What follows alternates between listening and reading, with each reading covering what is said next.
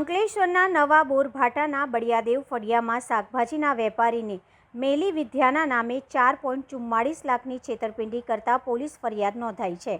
અંકલેશ્વરના 84 ભાગોળ વિસ્તારમાં રહેતા રોહન જયંતિ વસાવાને છેલ્લા 1 મહિનાથી પેટમાં દુખાવો થતો હતો, જેથી તેઓની માતા, બહેન અને માસી સાથે અંકલેશ્વરના નવા બોરભાટાના બળિયાદેવ ફળિયામાં રહેતા અને દશા માતાજીની પૂજા કરતા ભુવા પુષ્પાબેન વસાવાના ત્યાં ગયા હતા, જ્યાં પુષ્પાબેને રોહન વસાવાને તેને પહેરેલ સોનાની ચેઇનમાં કોઈએ મેલી વિદ્યા કરી હોવાનું, સોનાની ચેઇન વિધિના નામે મુકાવી હતી, જે બાદ 7 દિવસ પછી લઈ જવાનું કહી બીજા દિવસે અન્ય સોનાની ચેઇન અને વીંટી પણ મેલી વિદ્યાના નામે લઈ લીધા હતા।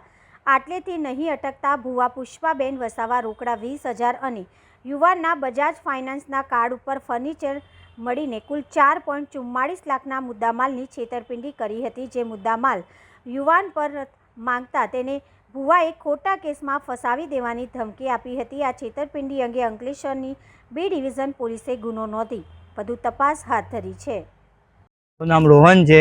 મને પેટમાં દુખતું હતું તો મેં દવા કરાવી મહિના એક જેવી, પણ મને એ દવાથી ફેર ના પડ્યો।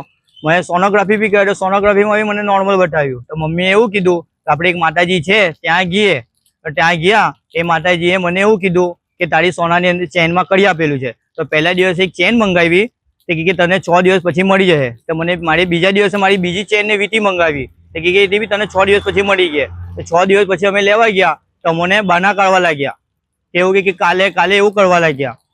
એમનું નામ છે પુષ્પાબેન। હા, પોલીસ ફરિયાદ આપી છે।